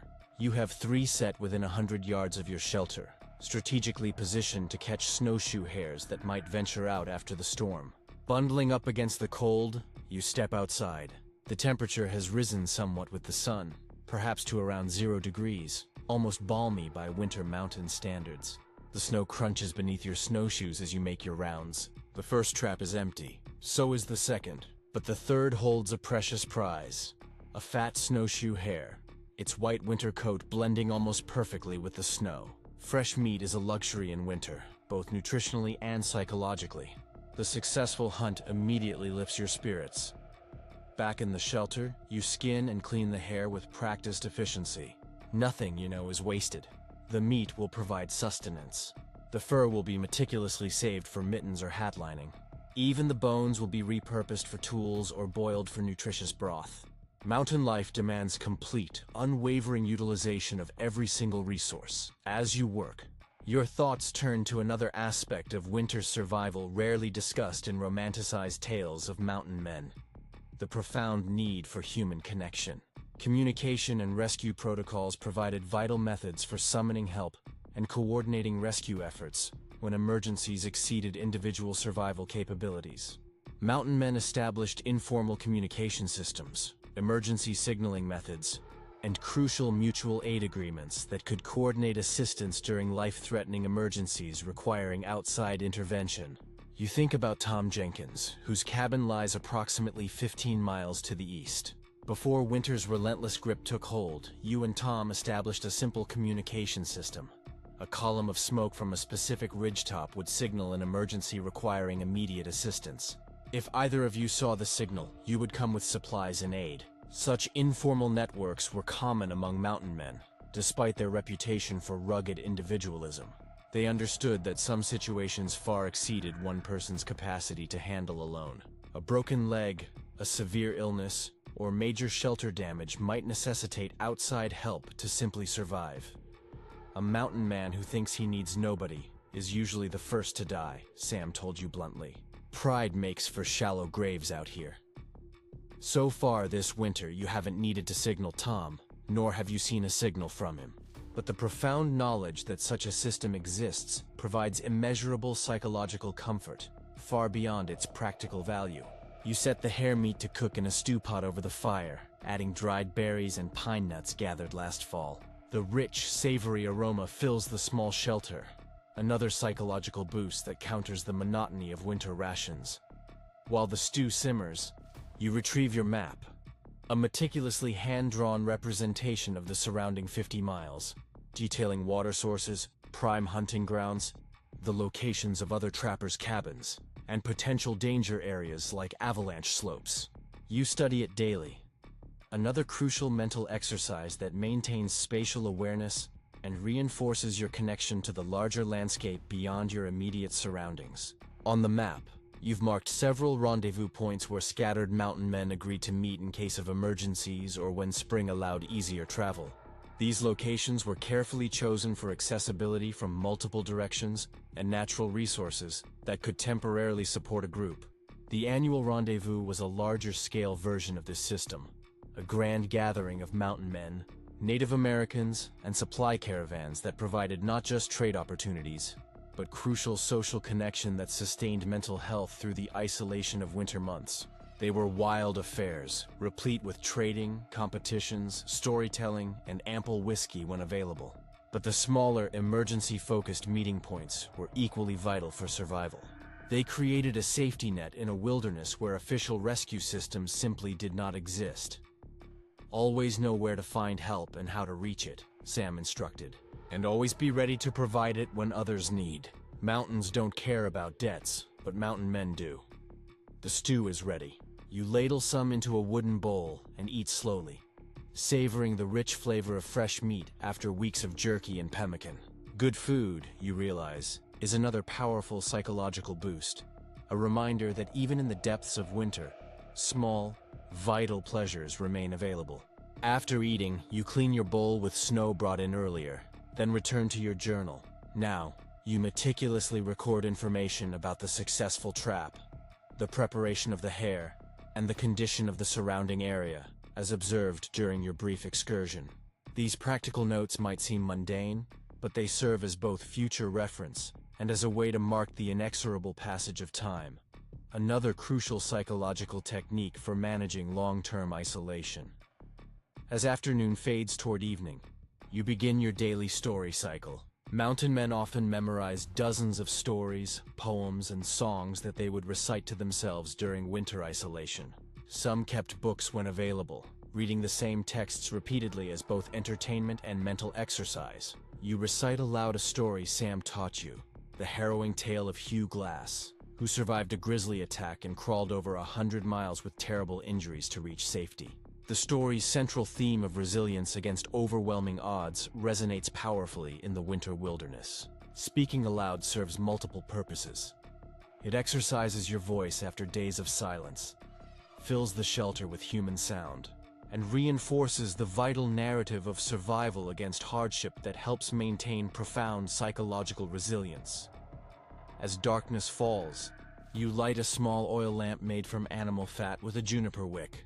The flickering light complements the fire's comforting glow, creating a warm ambiance that bravely fights against the psychological weight of the early winter darkness. You check your supplies, another daily routine that serves both practical and profound psychological purposes. Knowing precisely what resources you have available provides an invaluable sense of security and allows for effective, proactive planning.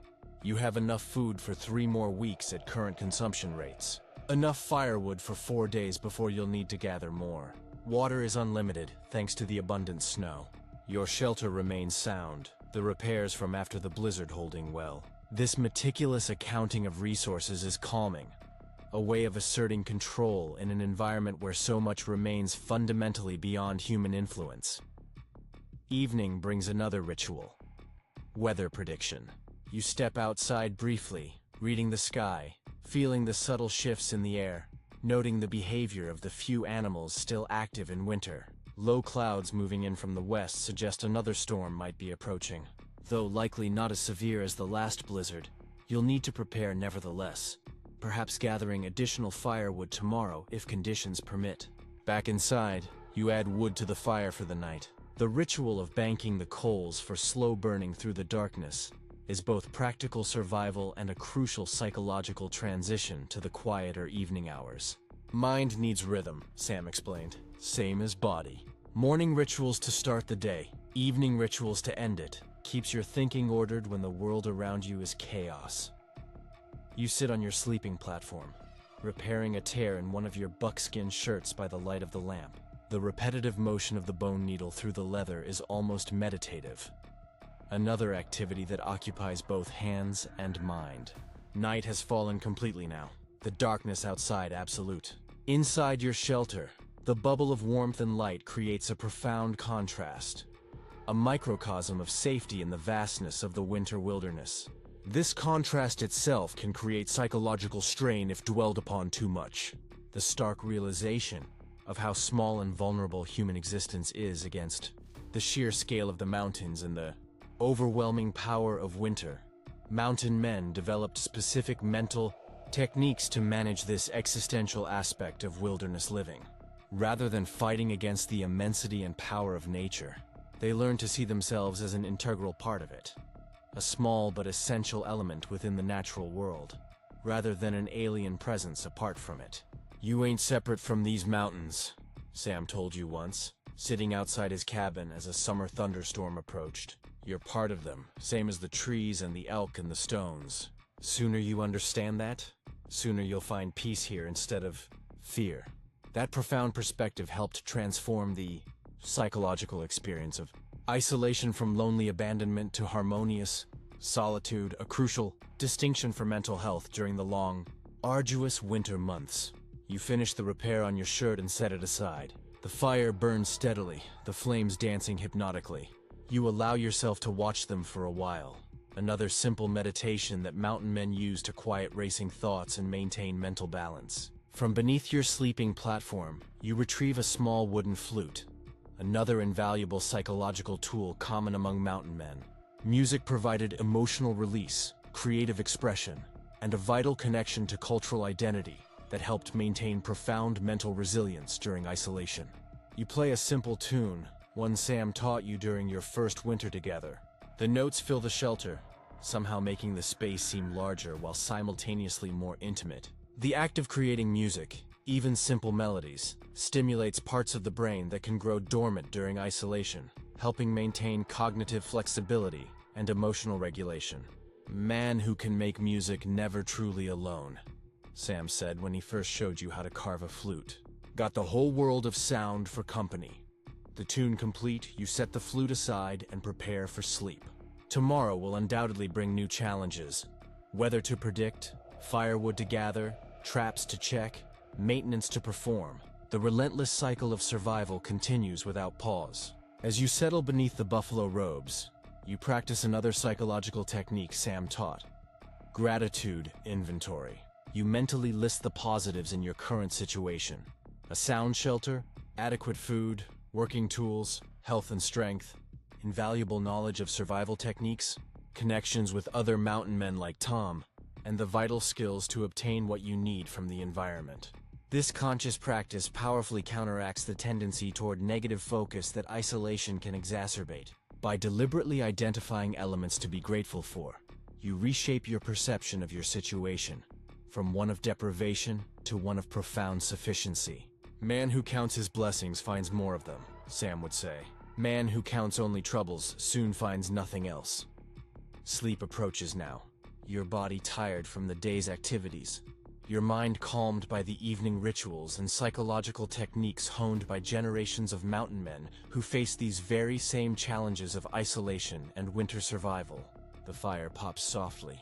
Outside, the wind begins to rise slightly, perhaps bringing the storm you predicted earlier. But inside your shelter, protected by robust physical systems and fortified by profound psychological resilience, you drift towards sleep, another day of mountain winter survival complete. The mountain men who survived decades in the Rockies understood that shelter construction was both a science and an art, requiring technical knowledge of engineering and material science combined with an intuitive, deep understanding of how natural systems work together to create protection from the deadliest weather on Earth. But they also profoundly understood that the shelter of the mind was equally important.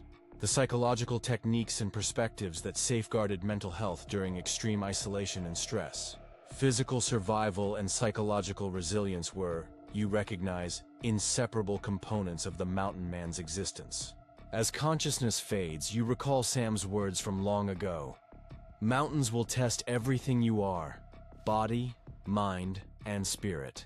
Pass those tests, and you'll find freedom like nothing else on Earth. Tomorrow will bring new tests, but for now, secure in your shelter and in your mind. You sleep. Dawn breaks with the soft pink and gold light that only exists in high mountain country. The storm you predicted arrived overnight, but proved milder than expected. Just enough new snow to freshen the landscape without creating dangerous conditions. Your shelter valiantly kept you warm and protected through the night, its systems working exactly as designed. You rise and tend to the fire, adding wood from the carefully stacked pile beside the hearth. Morning light filters through the small window, catching dust motes dancing in the air. The routine of mountain life continues. Predictable, necessary, profoundly grounding. As you prepare a simple breakfast of jerky and pine needle tea, your thoughts drift to the journey that brought you here. What compelled men to leave relative comfort and safety for this harsh, demanding existence? For some, it was the alluring promise of beaver pelts and the fortune they could bring. For others, the intoxicating freedom from society's relentless constraints. For many, including yourself, it was something less definable. A profound calling to test oneself against the raw, unyielding elements. To live by wits and skill in a place that forgave absolutely no mistakes. Most folks never understand why we do it, Sam told you once. Gazing out over a mountain valley in summer, they think it's about running from something. Maybe for some it is, but for the real mountain men it's about running to something. To a life that's hard but honest, where every day you earn your right to see the next sunrise. Today marks your 73rd day alone in the high country. The isolation that once seemed overwhelming has become familiar, almost comfortable. The daily rituals of survival have created a profound rhythm that carries you forward, day by day, through the very heart of winter. After breakfast, you step outside to check conditions. The temperature has risen slightly, perhaps to 15 degrees below zero, positively balmy compared to recent weeks. The fresh snow sparkles in the morning sun, pristine and unmarked. You take a deep breath, the cold air burning your lungs slightly but invigorating your body. Today's tasks include diligently checking traps, gathering more firewood while conditions are favorable, and meticulously repairing a small draft you've noticed developing near the door. The constant, unwavering maintenance of shelter systems was an endless undertaking in mountain life. A small problem ignored could, in mere hours, become life-threatening. You strap on snowshoes and make your rounds of the traps. No catches today, but the fresh tracks in the snow suggest game is moving again after the recent storm. You reset the traps in promising locations, your movements efficient and practiced after months in the wilderness. Firewood gathering comes next. You select dead standing trees of appropriate size, cutting them with your axe and dragging them back to your shelter on a small hand sled. The work is strenuous but warming, and you're careful not to overexert to the point of sweating. Wet clothing in this environment can be deadly, even after returning to the sanctuary of your shelter. By midday, you've stockpiled enough wood for several days and return to your shelter to warm up and rest.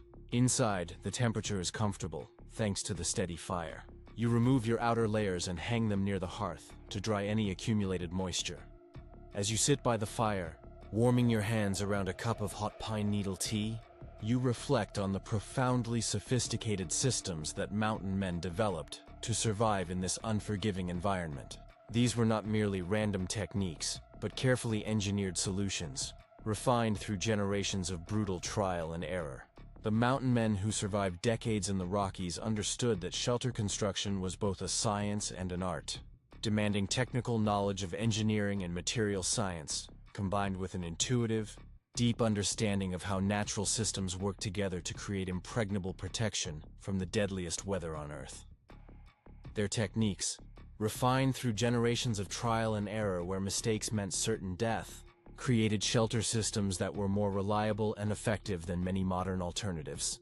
These mountain shelters were not merely structures. They were complete life support systems, meticulously designed to maintain habitable conditions in an environment that could kill in minutes. You notice a small gap in the chinking near the door, the draft you identified earlier. You gather some of the pre-prepared chinking mixture, and carefully repair the gap, smoothing it with practiced fingers. This constant vigilance against the relentless intrusion of cold and moisture was utterly essential to survival. A shelter ain't ever truly finished, Sam would say. It's a living thing that needs constant care, same as your own body. Neglect it, and it'll fail you when you need it most. The afternoon passes in quiet productivity, small repairs, meticulous tool maintenance, careful preparation of materials for future needs. These tasks serve both practical survival and profound psychological well-being, keeping both hands and mind occupied during the long winter days. As evening approaches, you step outside again to observe the weather signs. The sky remains clear, the first stars beginning to appear as daylight fades. Tomorrow should bring favorable conditions for hunting, a welcome opportunity to supplement your food stores with fresh meat. Back inside, you add wood to the fire and prepare a simple dinner. The rituals of evening begin. Banking the fire for slow burning through the night, checking that your water supply won't freeze, ensuring ventilation remains adequate but not excessive. Sitting on your sleeping platform, you take out your journal and record the day's activities. This written record serves multiple purposes: practical documentation of successful techniques, psychological processing of the day's experiences, and a legacy of knowledge that might someday help others survive these same mountains. As you write, you think about the generations of mountain men who came before you, each contributing to the collective wisdom that now keeps you alive. Night after night, in conditions that would claim the unprepared within hours.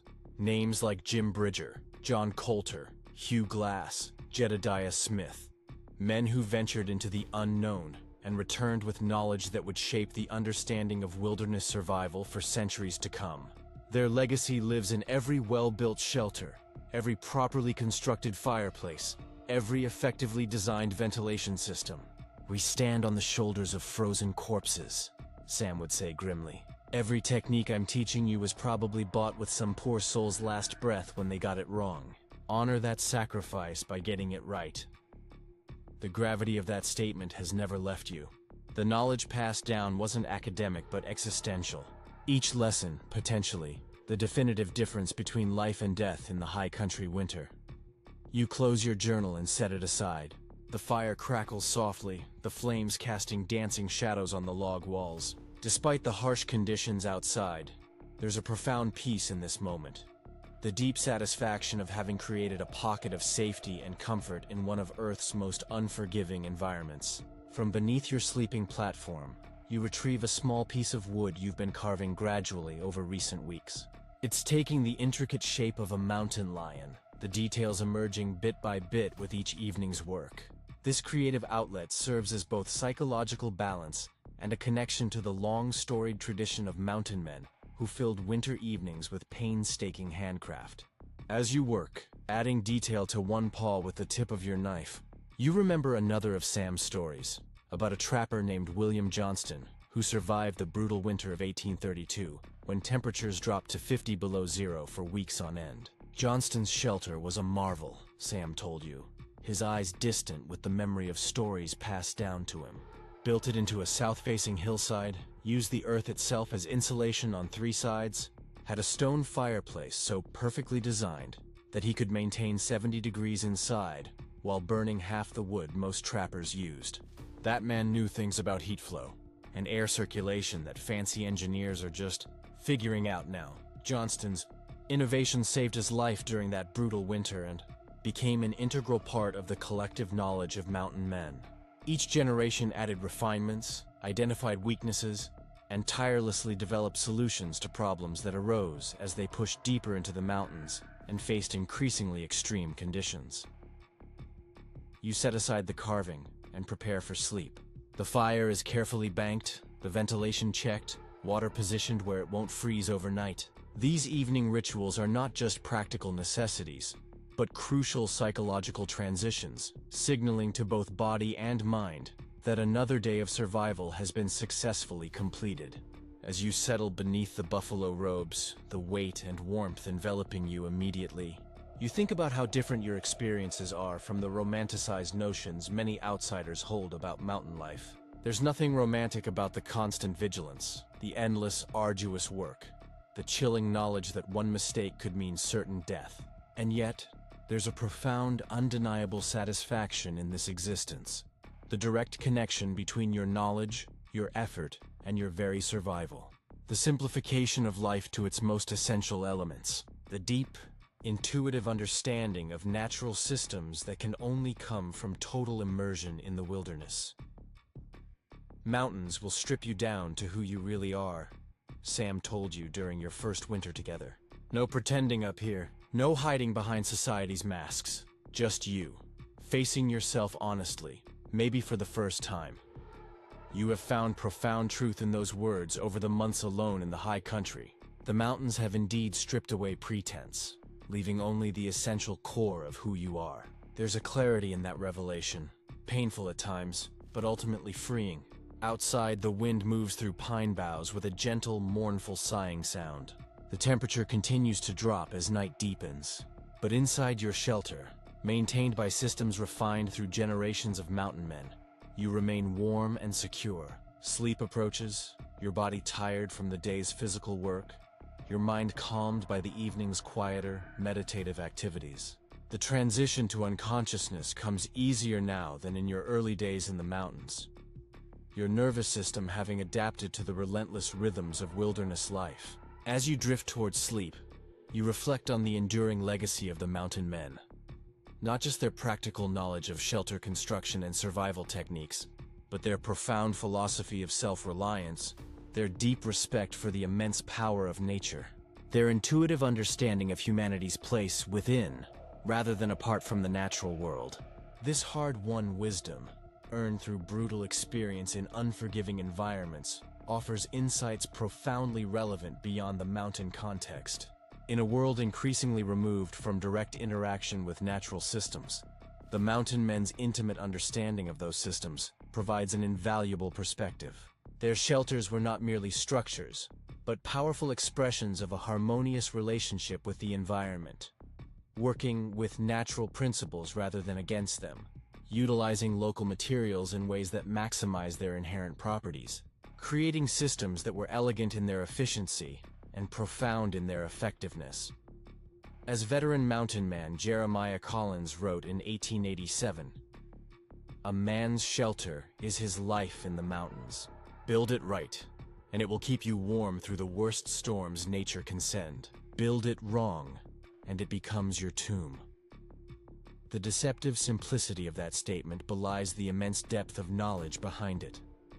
The meticulous understanding of site selection, structural engineering, thermal dynamics, weatherproofing, emergency protocols, all seamlessly integrated into comprehensive systems for maintaining life in conditions that actively, relentlessly threatened it. Your consciousness continues to fade, sleep coming on more strongly now.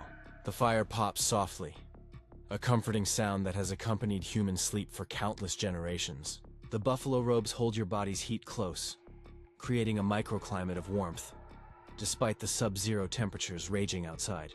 In this moment, suspended between wakefulness and sleep, there's a profound, timeless connection between past and present. The mountain men of the 1800s and you, now utilizing the same principles, the same materials, the same techniques to survive the same unforgiving environment. That continuity across time speaks to something essential about human adaptation and resilience. The specific challenges may change, but the core requirements for survival remain constant.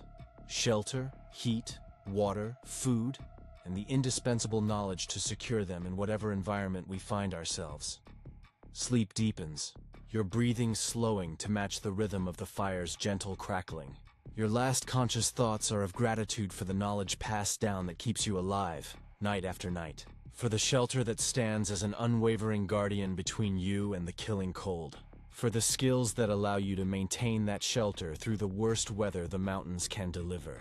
Tomorrow will bring new challenges, but for now, wrapped in buffalo robes with the fire burning steadily, you have accomplished the mountain man's daily victory. Surviving another day in one of Earth's most hostile environments through profound knowledge, meticulous preparation, and unwavering respect for the immutable forces of nature. As you sleep, the snow begins to fall again outside, soft flakes drifting down in the absolute darkness. Inside, the temperature remains stable, the shelter systems working flawlessly as designed to maintain the vital bubble of habitability that makes survival possible. This, you realize, is the enduring legacy of the Mountain Men. Not just techniques for building shelters, but comprehensive systems for creating and maintaining life-sustaining conditions in environments that would otherwise prove fatal. Their knowledge, earned through generations of harsh experience, remains profoundly relevant even in our modern world, so removed from the direct survival challenges they faced. And now, as you rest comfortably in your own bed, far from the harsh mountain winter, perhaps there's something invaluable in remembering these pioneers of survival. Their unparalleled resourcefulness, their unwavering self-reliance, their intimate understanding of natural systems, all qualities that might serve us exceptionally well, even in our technology-cushioned present. The Mountain Men's shelters were more than just protection from the elements. They were powerful expressions of human ingenuity, adaptability, and resilience in the face of extreme challenges. They stand as enduring testaments to our inherent capacity to survive, and even thrive, in conditions that seem impossibly hostile. As your own consciousness drifts towards sleep, cushioned by modern comforts the Mountain Men could scarcely imagine, perhaps there's deep comfort in knowing that the same human ingenuity that allowed them to defy Rocky Mountain winters continues to find solutions to the myriad challenges we face today. Different in nature, but no less demanding of our creativity, knowledge, and unyielding determination.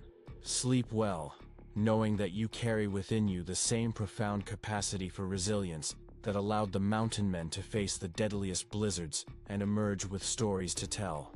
Stories that, like yours, eventually find their way to peaceful sleep.